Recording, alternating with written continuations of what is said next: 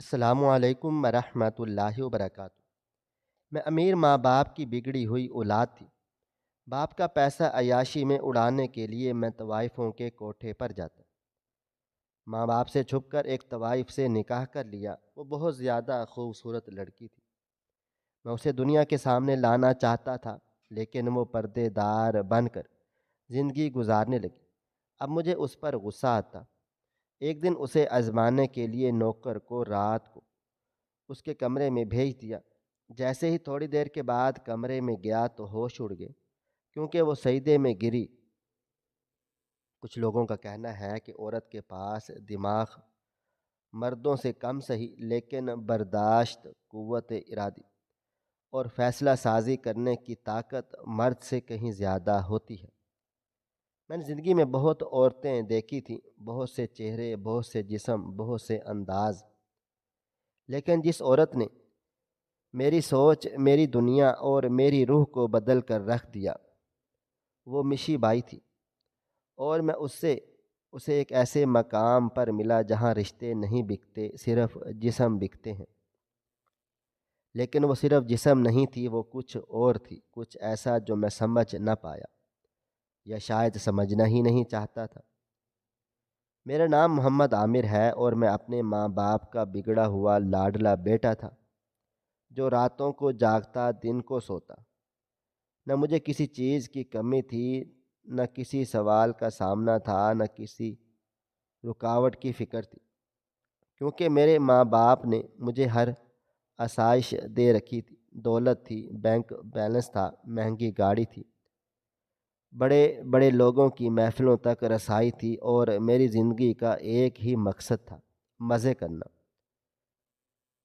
میں ان لوگوں سے تھا جو سمجھتے ہیں کہ مرد کی جیب میں اگر پیسے ہوں تو وہ کچھ بھی خرید سکتا ہے، حتیٰ کہ انسان بھی۔ میری ہر رات ایک نئی لڑکی کے ساتھ گزرتی تھی، ہر کوٹھے پر میری پہچان تھی، ہر طوائف میرے اشارے پر ناچتی تھی، اور میں اس فریب میں جیتا جا رہا تھا کہ مجھے سب کچھ حاصل ہے۔ لیکن ایک دن کسی دوست نے مشی بائی کا ذکر چھیڑا تو گویا میرے دل میں آگ لگ گئی۔ اس نے مجھے کہا کہ مشی بائی عام طوائف نہیں، اس کا وقت لینا مشکل ہی نہیں، ناممکن ہے۔ وہ ہر کسی کے پاس نہیں بیٹھتی، بولی لگتی ہے، اور وہ صرف اسی کے پاس جاتی ہے جو سب سے بڑی بولی دیتا ہے۔ سنا تھا وہ اتنی حسین ہے کہ سانس لینا مشکل ہو جاتا ہے، اور آواز میں ایسا جادو ہے کہ ہوش اڑ جاتے ہیں۔ میں نے سوچا دیکھا جائے گا کیا ہوتا ہے۔ ویسے بھی اب شہر کی ہر طوائف میرے قدموں میں تھی، اور کچھ نیا چکھنے کی خواہش مجھے وہیں لے آئی جہاں وہ رہتی تھی۔ تنگ گلیوں سے گزرتے ہوئے میں پہلی بار خود کو کسی اجنبی دنیا میں داخل ہوتا ہوا محسوس کر رہا تھا، جس کے در و دیوار پر گناہوں کے سائے لہرا رہے تھے۔ میں وہاں جا پہنچا تو بولی کا ماحول لگا ہوا تھا، اور مشی بائی پردے کے پیچھے بیٹھی تھی۔ صرف آواز سنائی دیتی تھی، اور اس آواز میں ایسی مٹھاس تھی جیسے کسی ساز پر فرشتے گاتے ہوں۔ میں نے وہ بولی جیت لی جو سب سے اونچی تھی، اور جب مجھے اس کے کمرے کا راستہ دکھایا گیا تو میں نے پہلی بار خود کو کسی قیمتی خزانے کے قریب محسوس کیا جو ابھی میرے ہاتھ میں آنے والا تھا۔ مجھے یقین تھا کہ میں اسے خرید چکا ہوں، جیسے میں ہر چیز خرید لیتا ہوں۔ اور جیسے ہی میں اس کے کمرے میں داخل ہوا تو جو منظر میں نے دیکھا وہ میرے اندازوں سے بالکل مختلف تھا۔ وہاں ایک خوبصورت عورت موجود تھی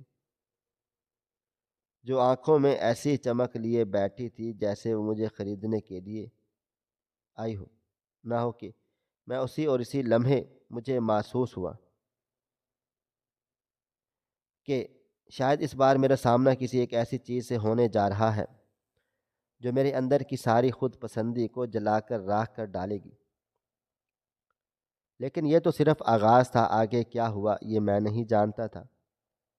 جب میں نے کمرے میں قدم رکھا تو سب سے پہلے میری نظر ایک کونے پہ پڑی جہاں پہ جائے نماز بچھی ہوئی تھی، اور سکیل پر کچھ تسبیحاں لٹک رہی تھی۔ میں حیران ہو گیا کہ یہ کیسا منظر ہے، ایک طرف تو وہ اس دھندے میں ہے اور دوسری طرف یہ سب کچھ کیا ہے؟ کیا وہ یہ سب دکھاوا ہے یا کوئی راز چھپا ہوا ہے؟ میں الجھ گیا، لیکن جیسے ہی میری نظر اس کے چہرے پر پڑی تو ساری الجھنیں کسی دھوئے کی طرح ہوا ہو گئی۔ وہ واقعی اتنی حسین و جمیل تھی جتنا میں نے سن رکھا تھا، بلکہ اس سے بھی زیادہ کہیں خوبصورت تھی۔ ایسی خوبصورتی میں نے کبھی نہیں دیکھی تھی، نہ فلموں میں، نہ خوابوں میں، نہ کسی محفل میں اس کے چہرے پر درد کی ایک ایسی جھلک تھی جو مجھے کھینچ کر اس کے قریب لے گئی۔ وہ صرف حسین نہیں تھی بلکہ وہ مکمل تھی، ایک مکمل عورت جو درد میں بھی خوبصورت دکھتی تھی، جو خاموش ہو کر بھی بہت کچھ کہہ جاتی تھی۔ میں اس کے چہرے کو دیکھ کر خود پر قابو نہ رکھ سکا اور دل ہی دل میں سوچا کہ میں اسے کھونا نہیں چاہتا۔ 2-3 بار میں وہاں گیا اور ہر بار اس سے باتیں کی، اس کی آنکھوں میں جھانکا اور ہر بار کچھ نیا پایا۔ میں نے اسے کہا، کیا وہ مجھ سے نکاح کرے گی؟ وہ چونک گئی اور کچھ لمحے مجھے دیکھتی رہ گئی، پھر ہنس کے بولی، کیا تم طوائف کے کوٹھے پہ کھڑے ہو کر ایک طوائف سے نکاح کرنے کی بات کر رہے ہو؟ میں نے کہا، ہاں بالکل، اسی جگہ، اسی لمحے یہی بات کر رہا ہوں، کیونکہ مجھے تم سے محبت ہو گئی ہے اور میں نہیں چاہتا کہ تم میری زندگی میں، چاہتا ہوں کہ شامل ہو جاؤ۔ اب وہ خاموش ہو گئی، جیسے کوئی پرانی یاد دل میں ابھر آئی، پھر کہنے لگی، یہ کام تمہیں عجیب نہیں لگتا؟ میں نے کہا، مرد اگر عجیب اور انوکھے کام نہ کرے تو پھر اور کون کرے گا؟ ہمارے پاس اختیار بھی ہوتا ہے، طاقت بھی، مقام بھی، اور اگر ہم ان سب میں سے کسی زندگی بنانے کے لیے استعمال نہ کریں تو پھر ان سب کا کیا فائدہ؟ میرے پاس سب کچھ ہے، دولت، طاقت، مقام، اور میں جانتا ہوں کہ تم میری بیوی بن کر میرے ساتھ رہو۔ اس سے پہلے کہ میں اپنے ایک دوست سے بھی مشورہ کیا تھا، اس نے یہی کہا تھا، ایسی بات سوچنا بھی مت۔ وہ اے لسٹ کی طوائف ہے، لاکھوں کروڑوں میں کھیلتی کودتی ہے، کبھی بھی وہ تو اسے شادی نہیں کرے گی۔ وہ صرف چند لمحے دیتی ہے اور ان لمحوں کی قیمت بھی بہت بڑی ہوتی ہے۔ لیکن مشال نے ہاں کہی تو میرے ہوش اڑ گئے۔ میں نے حیرت چھپائی اور خوشی دل میں چھپا لی۔ وہ کہنے لگی، لے جاؤ مجھے یہاں سے، میں عزت کی زندگی گزارنا چاہتی ہوں۔ میں طوائف نہیں ہوں، میں طوائف کے نام پر بیچی گئی ہوں، اغوا کی گئی تھی اور یہاں زور زبردستی لائی گئی تھی۔ میرا اس دنیا میں اب کوئی نہیں ہے۔ میں نے کہا، اب تم سے میری ہو اور میری زندگی کی ذمہ داری تمہاری، وہ بھی میری ہوگی۔ نکاح ہوگا اور سب کچھ بدل جائے گا۔ لیکن یہ سب کچھ اتنا آسان نہیں تھا۔ مشال کو وہاں سے نکالنا ایک جنگ جیتنے کے برابر تھا۔ وہ لوگ اس سونے کی چڑیا کو کیوں جانے دیتے؟ انہوں نے انکار کیا، غصہ دکھایا، دھمکیاں دی، لیکن مشال بھی کسی سے کم نہ تھی۔ اس نے صاف کہا کہ اگر مجھے جانے نہ دیا گیا تو میں اپنی زندگی ختم کر لوں گی اور پھر تم لوگوں کو کچھ بھی حاصل نہیں ہوگا۔ وہ جانتے تھے کہ جو یہ کہتی ہے وہ کر گزرتی ہے، اس لیے انہوں نے اجازت دے دی۔ لیکن جاتے وقت کوٹھے کی مالکن نے ایک بات ضرور کہی کہ دیکھ لو، یہ جو امیر زادے آتے ہیں اور کوٹھوں سے بیویاں لے جاتے ہیں نا، یہ بعد میں وہی بیویاں واپس چھوڑ جاتے ہیں۔ طوائف کی جگہ بدلتی ہے، مقام نہیں۔ وہ یہ سب کچھ کہہ کر پیچھے ہٹ گئی اور مشال بنا پلٹے میرے ساتھ چل دی۔ ہم دونوں ایک قریبی ہوٹل میں چلے گئے، رات وہیں گزاری اور صبح ہم نے نکاح کر لیا۔ اب وہ میری بیوی بن چکی تھی۔ جب میں اسے اپنے فلیٹ میں لے کر آیا تو وہ بہت زیادہ خوش ہو گئی تھی۔ وہ کہنے لگ گئی تھی، کیا میں اپنی مرضی سے یہ گھر سجا سکتی ہوں؟ میں نے کہا، تمہیں مکمل اختیار ہے، یہ اب تمہارا گھر ہے، جیسے چاہو ویسے سجاؤ، جیسے چاہو ویسے جیو، بس میرا ساتھ نہ چھوڑنا۔ اس نے کہا کہ جب ایک بار کسی کا ہو جاؤں تو پھر واپس نہیں جاتی۔ میں نے اس کے لہجے میں سچائی دیکھی اور یقین کر لیا کہ میری زندگی کا نیا باب شروع ہو چکا ہے۔ جب میں نے اپنی دوست کو بتایا تو کہ میں نے اس سے نکاح بھی کر لیا ہے اور اب وہ میری بیوی بھی بن چکی ہے، تو وہ حیران رہ گیا اور کہنے لگا یہ تو بہت بڑی عجیب بات ہے، لیکن اگر ایسا ہو گیا ہے تو اچھی بات ہے، بس اب اس کے ساتھ خوشی خوشی زندگی گزارو اور ہمیشہ سے اسے عزت دو۔ میں نے کہا ہاں، ایسے ہی زندگی گزرے گی، ہماری نہ کسی چیز کی کمی ہے اور نہ ہی کسی خواہش کا انتظار۔ اب ہمارے دن سکون سے گزر رہے تھے، شادی کو صرف ایک ہفتہ ہوا تھا جب ایک دن اس نے مجھے کہا مجھے بازار جانا ہے اور مجھے کچھ شاپنگ کرنی ہے۔ میں نے اسے کہا ٹھیک ہے، میں لے کر چلتا ہوں۔ اسے لے کر میں قریبی مارکیٹ چلا گیا۔ وہ بہت زیادہ خوش تھی، کبھی ایک دکان میں جاتی تو کبھی دوسری میں۔ مجھے لڑکیوں کی چیزیں زیادہ سمجھ نہیں آتی تھی، اس لیے میں سائڈ پہ جا کر بیٹھ گیا تھا۔ وہ اپنی مرضی سے شاپنگ کرتی رہی۔ جب ہم واپس گھر چلے آئے تو اس نے سب سے پہلے جا کر نہایا، پھر جائے نماز پر بیٹھ کر 2 نفل ادا کیے۔ نفل کے بعد اس نے سر پر حجاب لے لیا اور دوبارہ اتارا بھی نہیں۔ میں نے حیرت سے پوچھا تم نے حجاب کیوں لیا ہے؟ تو وہ کہنے لگی کہ میں نے نماز پڑھنے کے بعد اللہ تعالیٰ سے وعدہ کیا ہے کہ اب میں 5 وقت کی نماز پڑھوں گی اور ہمیشہ حجاب میں رہوں گی۔ میں نے قسم کھائی ہے کہ میں اپنا حجاب نہیں اتاروں گی، اب میں حجابی لڑکی ہوں۔ یہ بات سن کر میں حیران رہ گیا۔ میں نے کہا تم اتنی خوبصورت ہو، تمہارے بال اتنے خوبصورت ہیں، تمہاری گردن اتنی نازک ہے، کیا تم یہ سب کچھ چھپاؤ گی؟ اس پر وہ مسکرا کر بولی آپ کے سامنے نہیں چھپاؤں گی، لیکن باقی دنیا کے سامنے تو چھپاؤں گی۔ اس کے بعد میں خاموش ہو گیا اور وقت کے ساتھ دیکھتا رہا کہ کیسے اس کا انداز بدلتا جا رہا ہے۔ وہ جو پہلے خوشبوؤں میں بسی رہتی تھی اب سادہ رہتی تھی، جو ہر وقت میک اپ میں ڈوبی رہتی تھی اب بنا میک اپ کے نظر آتی تھی۔ وہ جو اونچی آواز میں کہکے لگاتی تھی اب دھیمی آواز میں بات کرتی تھی۔ گھر میں اب گانے نہیں بجتے تھے، اس کی جگہ قرآن پاک کی تلاوت سنائی دیتی تھی۔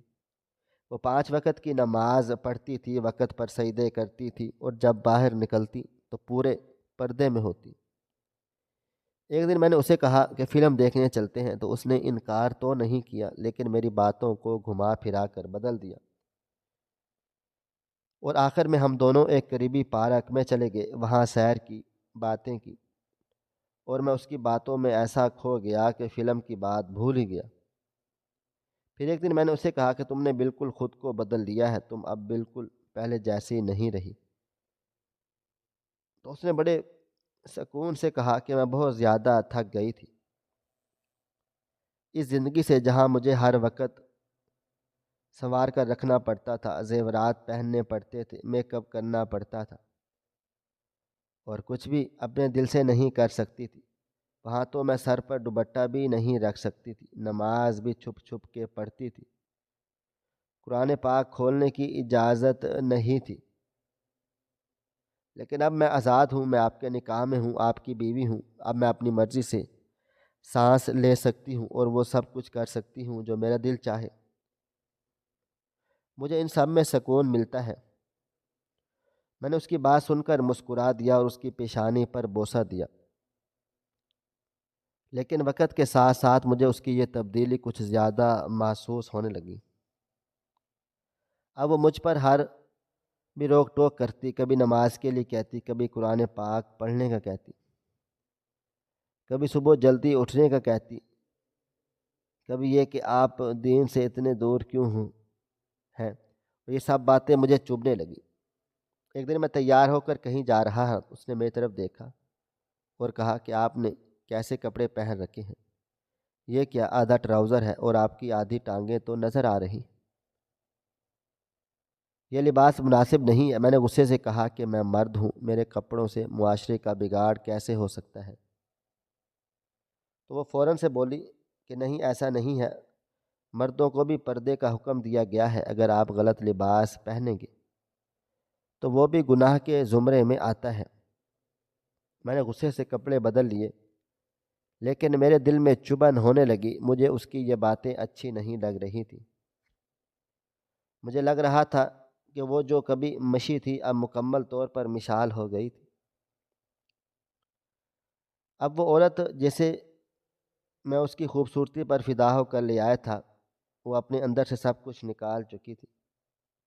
جو مجھے اس کی طرف کھینچتا تھا اب وہ سادہ لباس پہنتی تھی، اور اب وہ زیورات سے نفرت کرتی تھی۔ اب وہ مجھے بھی خود کے جیسا بنانے پر تلی ہوئی تھی۔ کبھی کبھی دل چاہتا تھا کہ اسے کہہ دوں کہ تم نے جو آج مجھے نصیحتیں دیتی ہو تو تمہیں یاد ہے کہ تم کون تھی اور تم کہاں پر رہتی تھی، تمہاری زندگی کیسی تھی؟ لیکن پھر اس کی معصوم آنکھیں سامنے آ جاتی اور میں چپ ہو جاتا۔ لیکن سچ یہ ہے کہ مجھے اب اس کی روک ٹوک زہر لگنے لگی تھی۔ وہ وہ دن رات مجھے دین کی طرف بلاتی رہتی اور میں اس بات پر حیران ہوتا تھا۔ ایک طوائف سے حجابی بیوی کا سفر اتنی جلدی کیسے طے ہو گیا؟ یہ تبدیلی کہاں سے آئی اور کیوں آئی؟ کبھی دل چاہتا کہ اسے جھنجھوڑ کر پوچھوں کہ کیا یہ سب دکھاوا ہے یا واقعی ہی وہ بدل گئی ہے۔ کبھی کبھی سوچتا کہیں یہ سب وقتی نہ ہو اور کہیں وہ پھر سے واپس نہ چلی جائے، کیونکہ کوٹھے کی مالکن کی باتیں اکثر میرے کانوں میں گونجتی لگتی تھیں کہ یہ امیر زادے کوٹھوں سے بیویاں تو لے آتے ہیں لیکن جب چھوڑتے ہیں تو وہیں واپس بھیج دیتے ہیں۔ طوائف کی جگہ بدلتی ہے، مقام نہیں۔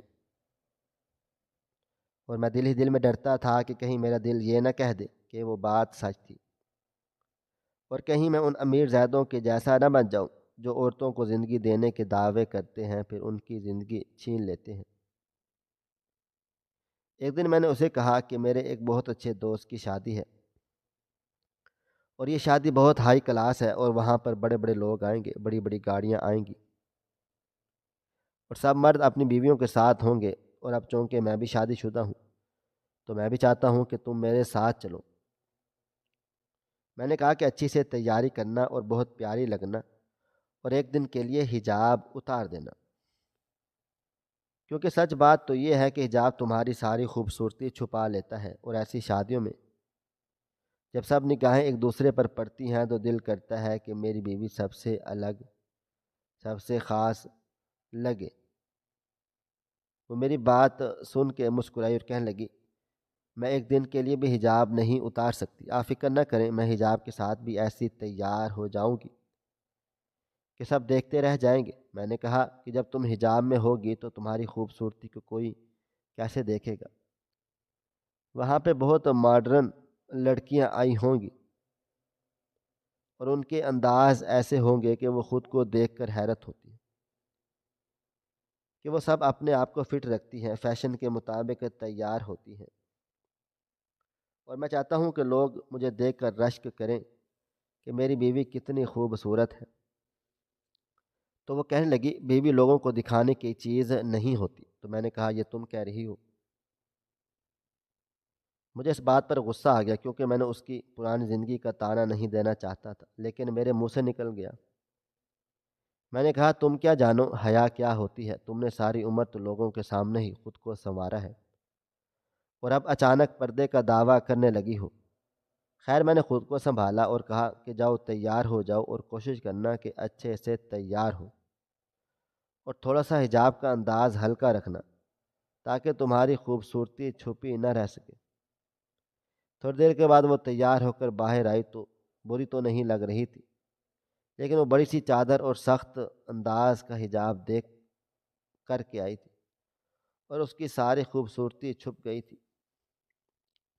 میں نے اسے دیکھا اور دل میں ایک چبھن سی محسوس کی۔ میں نے کہا، اگر مجھے ایسی بیوی کو لے کر جانا تھا تو پھر میں نے تم سے شادی کیوں؟ اس نے پلٹ کر جواب دیا کہ آپ نے مجھے شادی کے لوگوں کو دکھانے کے لیے کی تھی۔ میں نے کہا، تم پر ہر بات کا الٹا مطلب کیوں نکالتی ہوں؟ تم اتنی خوبصورت ہو تو ان کو کیسے پتہ چلے گا؟ اگر تم اس طرح سے چھپ کر رہو گی تو لوگ کیسے جانیں گے کہ میری بیوی کتنی پیاری ہے؟ وہ خاموش ہو گئی اور ہم دونوں میں خاموشی چھا گئی تھی۔ جھگڑا ہو گیا اور بات اس حد تک پہنچی کہ میں غصے میں آ گیا، اور بالآخر میں نے فیصلہ کیا کہ میں اکیلا ہی شادی میں جاؤں گا۔ میں نے جھوٹ بول دیا کہ وہ بیمار ہے اور اس وجہ سے وہ نہیں آ سکی۔ شادی میں سے واپس آ کر میں نے 3 دن تک اس سے کوئی بات نہ کی۔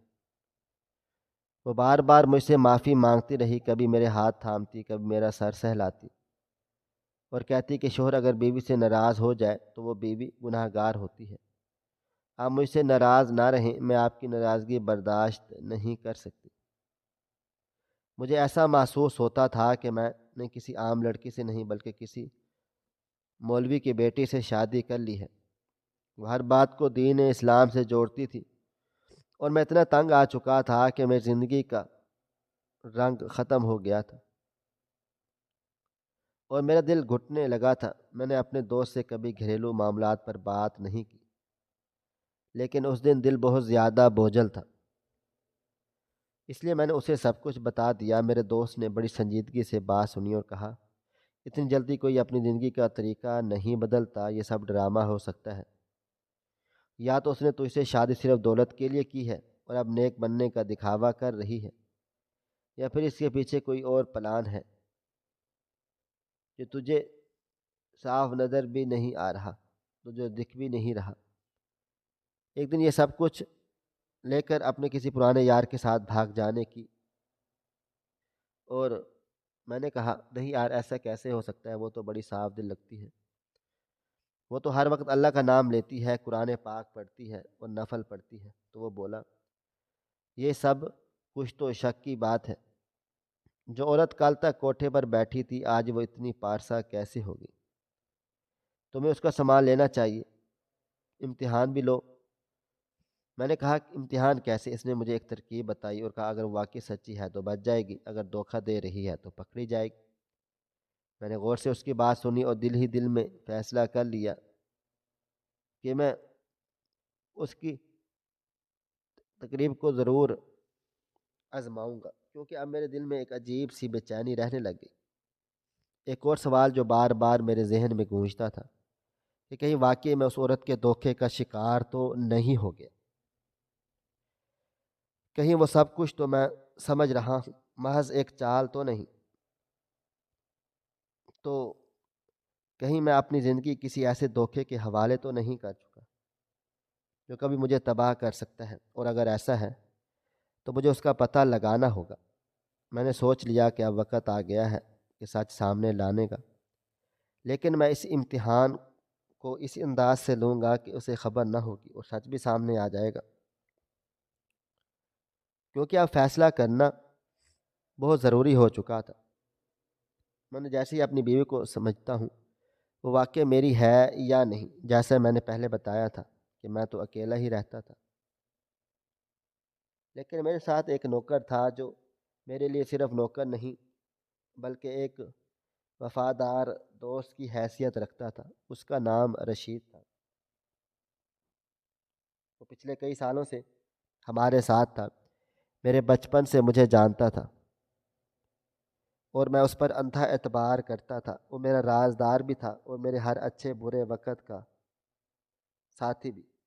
اسے جب میرے دل میں شک پیدا ہوا تو میں نے اس مشال کو آزمانے کا فیصلہ کیا۔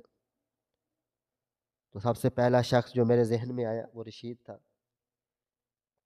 میں نے اسے بلا کر کہا کہ تم نے آج ایک کام کرنا ہے۔ میں نے مشال سے جھوٹ بولا کہ میں کسی دوست کے ساتھ جا رہا ہوں اور آج رات گھر نہیں آؤں گا۔ وہ کہنے کہ ٹھیک ہے آپ جائیں، لیکن حقیقت یہ تھی کہ میں کہیں گیا ہی نہیں، بلکہ گھر کے قریب ایک گاڑی میں بیٹھا رہا اور رشید سے رابطے میں رہا۔ تھوڑی دیر کے بعد میں نے رشید سے کہا کہ اب وہ مشال کے کمرے میں چلا جائے۔ رشید چونکہ میرے ساتھ مکمل وفادار تھا، اس نے بغیر سوال کیے ویسا کیا۔ میں نے اسے سمجھایا کہ وہ میرے کمرے میں جائے اور دیکھے کہ مشال کیسے ریئیکٹ کرتی ہے، کیونکہ رشید بھی جوان تھا اور خوبصورت تھا اور میں جانتا تھا کہ مشال کی وفاداری کہاں تک ہے۔ میں اس کو صرف آزمانا چاہتا تھا، لیکن وقت جیسے جیسے گزرنے لگا میرا دل بیٹھنے لگا۔ 5 منٹ گزرے، 10 منٹ گزرے، کوئی آواز نہیں آئی، نہ کوئی چیخ، نہ کوئی شور شرابہ، نہ کوئی ہنگامہ، اور سب کچھ اتنا خاموش تھا جیسے وہاں کچھ ہو ہی نہ رہا ہو۔ میرا دل گھبرا گیا۔ 15 منٹ، 20 منٹ، آدھا گھنٹہ، یہاں تک کہ میں نے رشید کو فون کیا تو بیل جا رہی تھی، لیکن فون نہیں اٹھا رہا تھا۔ اب میں واقعی پریشان ہو گیا۔ میرے دل و دماغ میں الٹے سیدھے خیالات آنے لگے۔ کہیں میری چال میرے ہی گلے نہ پڑ جائے، کہیں مشال واقعی ہی ویسی نہ نکلے۔ تو میں جیسے ہی دوست نے کہی تھی، رشید نے میرے اعتماد کا غلط فائدہ نہ اٹھایا ہو، کہیں مشال نے واقعی اس کے ساتھ کچھ ایسا نہ کیا ہو جس کا مجھے اندازہ بھی نہیں تھا۔ مجھے اب اپنی حرکت پر شرمندگی ہونے لگی۔ آخر میں نے کیا کر دیا؟ لیکن وقت گزر چکا تھا۔ اب میں سچ جاننا چاہتا تھا۔ میں گاڑی سے نکلا اور تیزی سے گھر کی طرف بھاگا۔ مجھے اب پرواہ نہیں تھی۔ میں نے مشال سے جھوٹ بولا تھا کہ میں نہیں آؤں گا۔ دروازہ کھولا اور تیز قدموں سے مشال کے کمرے کی طرف بڑھا۔ جب میں نے دروازہ کھولا تو جو منظر میری آنکھوں کے سامنے تھا وہ بالکل میری سوچوں سے مختلف تھا۔ سامنے جائے نماز بچھی ہوئی تھی اور مشال سجدے میں تھی، وہ نفل پڑھ رہی تھی، اور اس کے قریب زمین پر رشید بے ہوش پڑا تھا۔ اس کے سر سے خون نکل رہا تھا، وہ اوندے منہ فرش پر پڑا تھا۔ اس کی حالت ایسی تھی کوئی بھی دیکھ کر کہہ سکتا تھا کہ اس پر کچھ گزر چکی ہے۔ میں فوراً اس کی طرف لپکا، اسے اٹھانے کی کوشش کی، اس کی نبض چیک کی۔ محسوس ہوا کہ وہ بے ہوش ہے لیکن زندہ ہے۔ اسی لمحے مشال نے سلام پھیرا۔ جیسے اس نے مجھے دیکھا وہ سجدے سے اٹھی اور بھاگ کر میرے گلے لگ گئی۔ وہ رو رہی تھی اور کہہ رہی تھی، شکر ہے آپ آ گئے۔ یہ آدمی اچانک اندر آ گیا تھا، مجھ پر حملہ کرنے کی کوشش کی، مجھ سے الٹی سیدھے باتیں کی، اور جب میں نے اسے سمجھانے کی کوشش کی تو وہ اور بگڑ گیا۔ میں نے قریب رکھا ہوا گلدان اٹھا کر مشال کی الفاظ کانپنے لگ گئے۔ اس نے کہا، پھر وہ نیچے گر گیا۔ وہ یہ سب رو رو کر بول رہی تھی۔ اس نے مجھے کہا کہ مجھے پتا تھا کہ آپ نے نہیں آنا ہے، اس لیے اللہ کے حضور بیٹھ کر عبادت کر رہی تھی۔ مجھے اور کچھ سمجھ نہیں آ رہا تھا، میں بہت زیادہ ڈر گئی تھی۔ اس کی آواز میں جو کپاہٹ تھی وہ مصنوعی نہیں تھی۔ میں سب کچھ سمجھ گیا تھا کہ کیا ہوا ہوگا، اور یہ سب میری اپنی گھٹیا سوچ اور شک کی پیداوار تھی۔ میں فوراً سے رشید کو اٹھا کر ہسپتال لے گیا۔ ڈاکٹر نے معائنہ کیا اور کہا چوٹ گہری ہے، دعا کریں جان بچ جائے۔ یہ سن کر میرے پیروں تلے سے زمین نکل گئی۔ میں نے سر پکڑ لیا۔ وہ لمحے میری زندگی کے سب سے اذیت ناک لمحے تھے۔ مجھے اپنے آپ سے نفرت ہونے لگی۔ میں نے اپنی بیوی پر شک کیا اور اپنے دوست کو موت کے منہ میں دھکیل دیا۔ رشید کے لیے میرا دل تڑپ رہا تھا، اور میں بار بار ڈاکٹر سے کہتا رہا جتنے پیسے لگیں گے لگا دو، بس میری غلطی کی کسی کی جان نہ لے لیں۔ اگلے دن جب ڈاکٹر نے کہا اب رشید خطرے سے باہر ہے تو میری جان میں جان آ گئی۔ میں نے دل ہی دل میں شکر ادا کیا کہ اللہ نے میری بڑی غلطی کو معاف کر دیا ہے۔ ہم لوگ رشید کو ہسپتال میں چھوڑ کر گھر واپس آئے تو میں نے فیصلہ کیا اب مشال سے سچ بولنا ہے۔ اب اسے بتانا ہے کہ میں نے اس پر شک کیا، اسے آزمائش میں ڈالا۔ جو کچھ ہوا اس کے ذمہ دار صرف میں ہوں۔ میں نے اس کا ہاتھ تھامے اور اس کے سامنے سب حقیقت سامنے رکھ دی اور اپنی غلطی کا اعتراف کر لیا۔ وہ بہت زیادہ نہیں چونکی، صرف آنکھوں میں نمی ابھری اور آہستہ سے بولی، مجھے یقین تھا آپ کبھی نہ کبھی کوئی ایسا کام کر بیٹھیں گے، مگر جو ہو گیا اسے رہنے دیں، مجھے معاف کیجیے۔ میں نے آنسو پونچھتے ہوئے اور کہا، مجھے معاف کر دو۔ میں نے زمانے کے رنگ میں آ کر اپنی آنکھوں پر پردہ ڈال لیا، مگر آج تم نے ثابت کر دیا کہ تم ایک مضبوط با کردار عورت ہو۔ تم صرف حالات کے ہاتھوں اس دلدل تک پہنچی تھی، تمہاری روح طوائفوں کی نہیں تھی۔ تمہاری اصل پہچان ایک شریف بیٹی اور اب میری عزت والی بیوی ہے۔ اس نے سر ہلا کر کہا، میں نے تمہیں دل سے معاف کیا اور دوبارہ اس بات کا ذکر نہیں کیا۔ رشید کا بھی قصور نہیں تھا، وہ تو میری بات حکم مان کر گیا تھا۔ اس کی زندگی خطرے سے باہر آئی۔ میں نے ڈاکٹر سے کہا جو خرچ ہو جائے کر دیجیے، رشید کو بہترین علاج ملے۔ وہ کچھ دنوں میں ٹھیک ہو گیا۔ اس نے بھی مشال سے معافی مانگی، مشال نے اسے دل سے معاف کر دیا۔ رشید پہلے سے زیادہ وفادار ہو گیا۔ اس نے واقعی میرے دل پر ایک ایسی چوٹ لگائی کہ میں نے فیصلہ کیا کہ میں اب گندی دنیا کو ہمیشہ کے لیے چھوڑ دوں گا۔ میں نے پرانی صحبتیں ختم کیں، راتوں کی محفلیں چھوڑ دیں، فضول خرچی بند کر دی۔ میں نے 5 وقت کی نماز شروع کر دی، تلاوت سیکھنے لگا۔ مشال نے میرا ہاتھ پکڑا اور کہا، دیکھیں اللہ تعالیٰ نے آپ کی توبہ قبول کر لی، وہ تو آپ کو کبھی تنہا نہیں چھوڑے گا۔ مہینے گزر گئے، گھر کے اندر سکون کی خوشبو پھیل گئی۔ ہم دونوں مل کر سحری مناتے، افطار کرتے، رات کو تہجد کے لیے اٹھتے۔ مجھے وہ زندگی کبھی دکھائی نہیں دی، مگر اب میں نے محسوس کیا کہ اصل دولت دل کا سکون ہے۔ میری والدہ نے خبر سنی تو خوش ہوئی، ان کا بیٹا سنبھل گیا، اور والد صاحب نے بھی تعریفیں کی کہ آخر تو نے اصل راہ دیکھ لی ہے۔ میرے پرانے دوستوں نے تانا دیا، اب تو پوری چادر اوڑھ کر بیٹھ گیا ہے، مگر میں نے ان کی باتوں کا اثر نہ ہوا۔ میں روز صبح ڈیوٹی پر جاتا اور شام کو جلد لوٹ آتا۔ مشال گھر کو علم و محبت کی خوشبو سے بھر دیتی۔ پھر وہ دن آیا جب اللہ تعالیٰ نے ہماری گود میں ایک ننھی سی جان رکھ دی۔ ہسپتال کی وارڈ میں جب پہلی بیوی باہر بیٹی کو دیکھا تو دل بیٹھ گیا، آنکھوں سے آنسو نکل آئے۔ میں سوچ رہا تھا، یہ معصوم کلی کہیں میرے کیے گئے گناہوں کا کفارہ تو نہیں بنے گی، کہیں میری خطائیں اسے تو نہ چھو لیں گی۔ مگر مشال نے ہاتھ تھاما اور کہا، اللہ تعالیٰ کریم ہے، اس نے ہمیں معاف کر دیا ہے، یہ بیٹی رحمت ہے۔ میں نے اس کا نام نور رکھا، دل ہی دل میں وعدہ کیا کہ نور کے سامنے کوئی غلط راہ نہیں لوں گا، اسے بھی سچائی اور حیا کی روشنی دکھاؤں گا۔ گھر کی فضا بدل گئی، اب مشال ماں بن گئی تھی اور میں باپ ہونے کی پوری ذمہ داری محسوس کر رہا تھا۔ میں رات دیر تک جاگ کر نور کو جھولا جھلاتا اور کلمہ پڑھ کر اس پر پھونکتا۔ مجھے حیرت ہوتی کہ میں وہی ہوں جو کبھی گناہ کی اندھیری گلیوں میں بھٹک رہا تھا اور آج اللہ کے نام کے بعد تسکین پاتا ہوں۔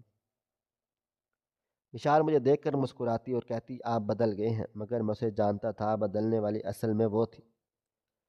اس نے اپنی پاکیزگی سے میرا دل جیتا اور مجھے اپنا بنا لیا۔ میں نے اپنے فلیٹ میں ایک چھوٹی سی درسگاہ بنا دی جہاں محلے کے بچے قرآن پاک سیکھنے کے لیے آتے۔ مشال انہیں تجویز سکھاتی اور میں وضو کا طریقہ بتاتا۔ رزق میں بھی برکت آ گئی۔ والدین نے کاروبار کی دیکھ بھال مجھے سونپ دی۔ میں نے ہر لین دین صاف ستھرا رکھا، کبھی سودا دھندے کے پاس نہ بھٹکا۔ میں طوائفوں کے بازار کے قریب سے بھی گزرنا چھوڑ دیا، یہاں تک کہ دل میں ان یادوں کا کاٹنا تک باقی نہ رہا۔ ہر جمعے کو دروازے پر کھڑے ہو کر غریبوں کو کھانا بانٹتا رہا اور مشال کے ہاتھ میرے ساتھ کھڑی رہی، دعائیں کرتی رہی۔ میں سمجھتا تھا شاید میں انہیں دے رہا ہوں، مگر دراصل وہ مجھے عزت دے رہے تھے۔ سال پر سال گزرتے گئے، نور سکول جانے لگی۔ اس کے دوپٹے کی کلپ درست کرتے ہوئے مجھ سے آنسو چھپ نہ سکے۔ مشال نے سر پر ہاتھ رکھ کر کہا، رونا نہیں، یہ خوشی کے آنسو ہیں، تم نے خوف کا راستہ چھوڑ دیا، اب اللہ کا فضل تم پر ہے۔ میں نے سر جھکا کر شکر ادا کیا اور دل میں سوچا، عورت کے قدم اگر استقامت سے جڑے ہوں تو پورا گھر جنت بن جاتا ہے۔ زندگی کے ہر موڑ پر انسان کو اپنے اندر کے اندھیرے سے جنگ کرنا پڑتی ہے۔ بے شک ظلمت کو شک بڑھاتا ہے اور اعتماد روشنی کو بھڑکاتا ہے۔ عورت اگر کردار کی مضبوط دیوار بن جائے تو مرد کی جاہلانہ انا بھی جھک جاتی ہے۔ گناہ سے پلٹ آنا کمزوری نہیں بلکہ سب سے بڑی فتح ہے۔ اللہ سے جڑنے والا کبھی تنہا نہیں رہتا اور سچی توبہ اختیار کرنے والوں کے لیے ماضی کے زخم بھی بخشش کا ذریعہ بن جاتے ہیں۔ عورت کو اگر محض کمزور جسم اور نازک آواز سمجھا جائے تو یہ سب سے بڑی بھول ہے، کیونکہ عورت کا اصل جوہر اس کا دماغ اور دل کی طاقت میں چھپا ہوتا ہے، وہ دماغ جو خاموشی سے سب کچھ سمجھتا ہے، وہ دل جو سب کچھ سہ کر بھی رشتوں کو توڑنے کا فیصلہ نہیں کرتا۔ عورت کی برداشت کا دائرہ اتنا وسیع ہوتا ہے کہ وہ تکلیفوں کے پہاڑ بھی خاموشی سے اپنے سینے پر جھیل لیتی ہے اور کبھی کسی کو کانوں کان خبر بھی نہیں ہونے دیتی۔ وہ زندگی کے ہر موڑ پر، ہر آزمائش میں خود کو سنبھال لیتی ہے۔